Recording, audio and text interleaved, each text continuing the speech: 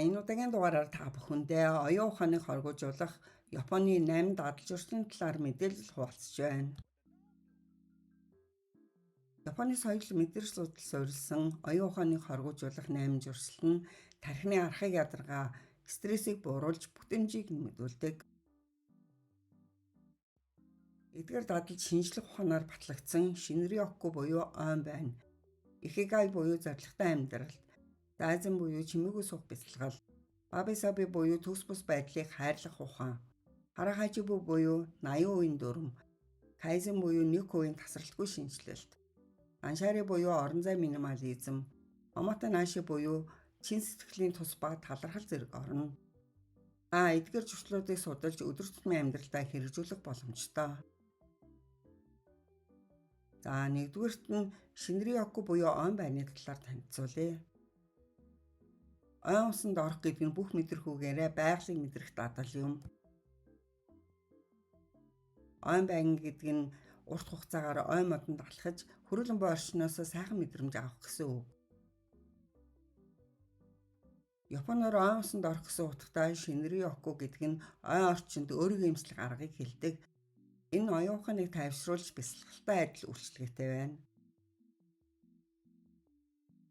Ойд алхах нь цусны даралтыг тогтворжуулж, стрессийг бууруулан, парасимпатик мэдрэлийн үйл ажиллагааг сайжруулж, бие махбодыг тайвшруулдаг байна. Модноос ялгардаг питонцид хэмээх бодис нь хүний амьсгалаар дамжин тархинд очихдоо стрессийн хорт кортизол даврыг шууд бууруулж, дархлааны хорт хавдартай тэмцэгч энтгейсүүдийг идэвхжүүлдэг болохыг Токиогийн анагаах ухааны сургуулиас баталжээ. Байгаль цагийн өнгөрөх нь тэнцвэртэй байдлыг хадгалж эрч хүчийг нэмэгдүүлдэг. Энэ бол зүгээр л ойд алхах биш, ойн үзэмж, дуу чимээ, үнэрт умбаж, эргцүүлэн бодох дасгал юм. Энгийн ойн модны зугаалгаас гадна дараах төрлөөттэй байдаг. Үүнд байгалийн үзэгдлийг ажиглах, йогоор болон амьсгалын дасгалаар хичээллэх, бясалгал хийх, арт терапи буюу урлагаар дамжуулан өөрийгөө илэрхийлэх, жимс түүх, ургамал түүх зэрэг юм. Эдгээрийг хэрэгжүүлэхдээ хамгийн гол нь бүх төрлийн гар утас, тавилаатай унтрааж интернет орчноос тасрах ёстой. Хоёрдугаарт нь икигай буюу зорилготой амьдрал. Икигай гүн ухаан Японы амьдралын хэм маяг шингэсэн байдаг. Яагаад өглөө орноосоо босдгоо мэдхүү? Үүнд хариулж чадвал өөрийн икигайг олжээ. Энэ аз жаргал, урт удаан амьдрал, эрүүл мэндийн нууцыг агуулсан байх магадaltaй Япон ойлголт. Икигай буюу зорилготой амьдрал бий учраас та амьдарч байна. Өглөө босож байгаагийн шалтгаан нь энэ гэж Японы мэдэрч судлаач Икигай Япон маягийн амьдралын утга учир номын зохиолч Кенмоги хэлжээ. Өөрөөр хэлбэл өөрийн дуртай зүйл, чаддаг зүйл, нийгэмд хэрэгцээтэй зүйл болон мөнгө олох боломжтой ажлынхаа огтлцлыг олох ухаан юм.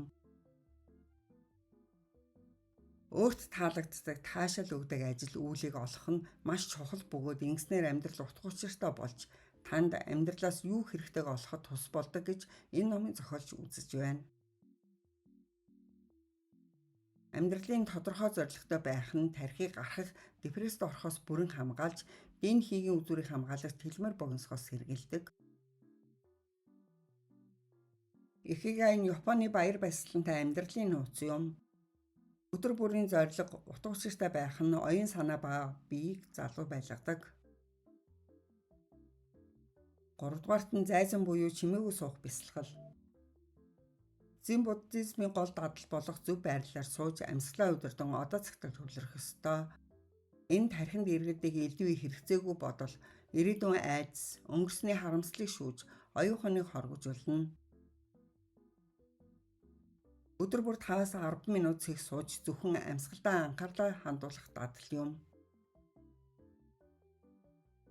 Энэ нь тархины байнгын түгшүүрийн тохиолдол асааж байдаг амигдала хэмээх хэсгийг жижигрүүлж анхаарал төвлөрөлтийг хариуцдаг духны хэсгийг чангалдаг байна. Дөрөвдүгürt нь Ваби-саби буюу төс бус байдлыг хайрлах ухаан. Бүх зүйл төгс бус байсан ч ад жаргалыг олох болно. Ваби-саби болон кинзүгийн Зэн буддын шашны цэвэр ариун байдал, ив найрамдал, амар тайван байдлыг эрхмэлдэг Японы цайны ёслолын гоо зүгээс түүхэн гарал үүсэлтэй. Буддын гүн ухаанаас санаа авсан Бабе Сабе энэ төгс бус, мөнх бус, бүрэн бус зүйлсийн гоо өслөн үнэл сургадаг.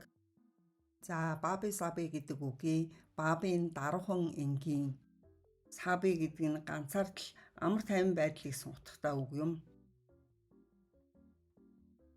Амьдралын аливаа зүйлсийг заавал төгс төгөлдөр байлгах гэж өөрийгөө зовоохгүй, эвдэрсэн хуучилсан зүйлийн бодит гоо өслөнг олж харах сэтгэлгээ юм. Бабе Сабе амьдралын хэв маяг нь байгальд байдаг тэгш бус байдал, алдаа дутагдлыг үнэлдэг нам гүм, тансаг энгийн амьдралын хэв маяг. За 5 дугаарт нь хараа хажибу буюу 80 үеийн дүрм. Энэ нь ухамсартай хооллолт болон цай уух Японы эрүүл мэндийн даатгал юм. Одоодыг 100% өрөхгүй яг 80% цадах үедээ хооллохоо зогсоох Окинава арлын насны дүрм. Баг зэрэг өсгөлэн байх нь тархины ис үддэх хог аягдлыг цэвэрлэж зүрх хүснээс сэргэлдэг аутобагийн процессыг 9 төвсөнтэй хасаадаг байна. Энэхүү ухамсартай дадлал нь илүүдл эдэлтэй сэргийлж хоол боловсруулалт, бодисын солилцоо хийвэн байлгадаг. Хит нь бие махбодыг ядрааж залхуурлаа оюуны манцар үүсгдэг бол дунд зэрэг хооллох нь тархийг эрчим хүчээр хангаж сэргийг байлгадаг байна. 6 дугаарт нь кайзен буюу нэг үед тасралтгүй шинжилэлт.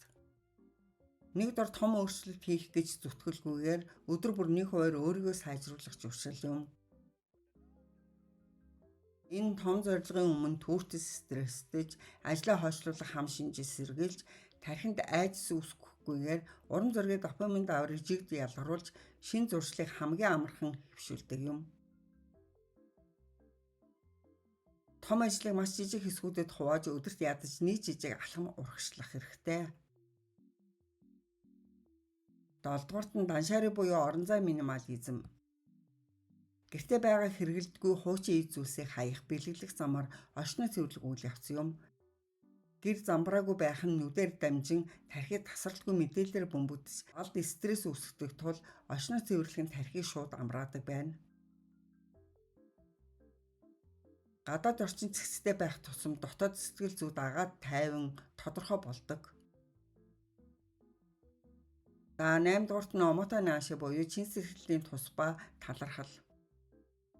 Бусдаас хариу нэхэлгүйгээр чин сэтгэлийн тусламж үзүүлэх, өөрт байгаа зүйлдээ үргэлж талархах зуршил юм. Талархах үе тархины хайрын даавар болох оксицин асар ихээр ялгарч дархлааны системийг дээд зэгтэн бэхжүүлдэг. Хоол, хүмүүс, байгаль талархах нь стрессийг бууруулж аж аргалыг нэмэгдүүлдэг.